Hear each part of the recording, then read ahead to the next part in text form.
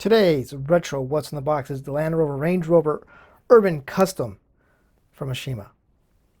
Let's get to it. Hey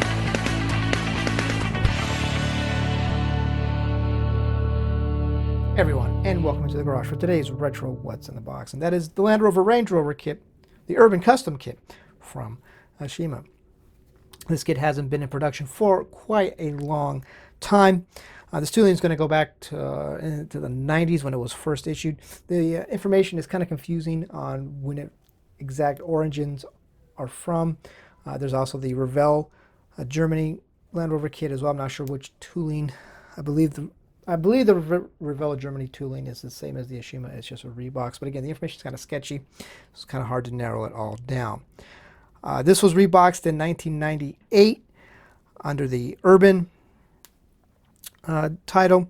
There was also the Exciting tuning version and the SRV package, which all were basically very similar, but I believe the wheels were different, a little bit of some different parts here and there, but it was almost pretty much the same kit, just a few small changes. So with that, let's jump into it and let's check it out. And we'll get started with the body.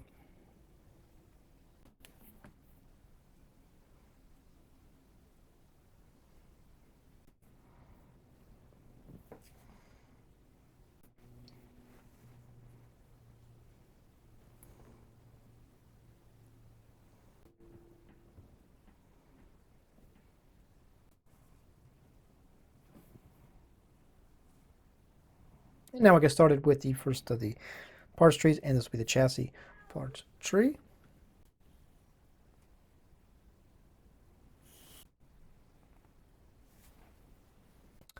And moving on to the next parts tree, which has a little bit of everything, mostly it's like suspension pieces. And you have the grille.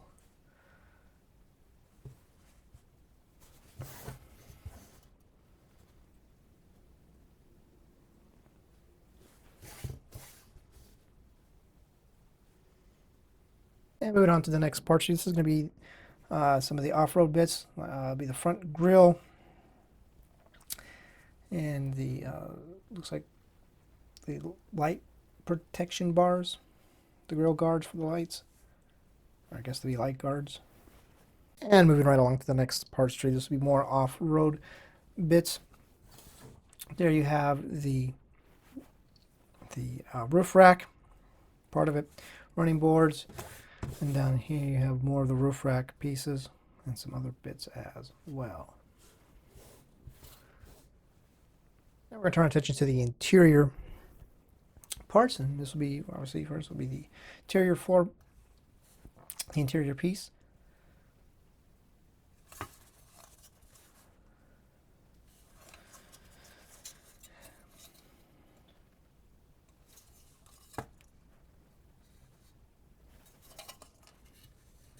Next up, the seats and the interior door panel pieces and other bits of the interior.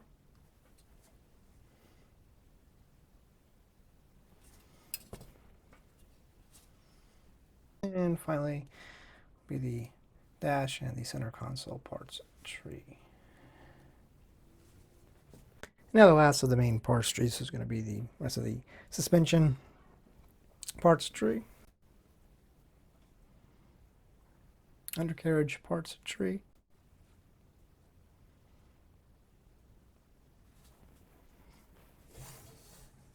and the chrome parts tree, which is going to consist of the front and rear bumper pieces and some mirror faces.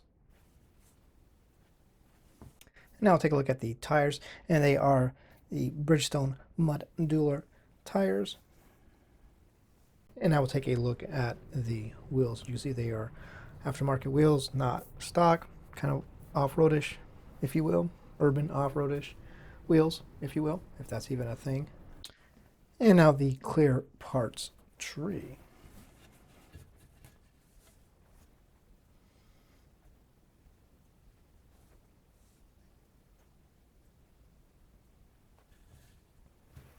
Now finally the decal sheet, which you can see mine looks like it's going to be in great shape. Hopefully it is still usable, but it is slowly deteriorating. But obviously this kit was new. This was what the decal sheet would look like, and it would look obviously in a little bit better shape and not yellowing. So that is going to about do it for this look at the Land Rover Range Rover Urban Custom Kit from Shima.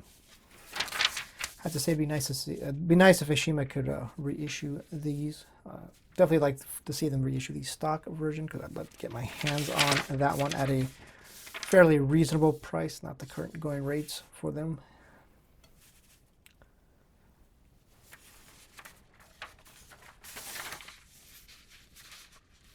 As you can see, mine is starting to, the instruction book is starting to yellow. And I'm sure Jameson and Scalefinishes can get us some color match Land Rover Range Rover paint for this one. And in fact, he did for me. I have a bottle of Land Rover Range Rover paint to use on this one. So now I can get started and build it. So on that note, thank you guys for watching. We'll see you next time.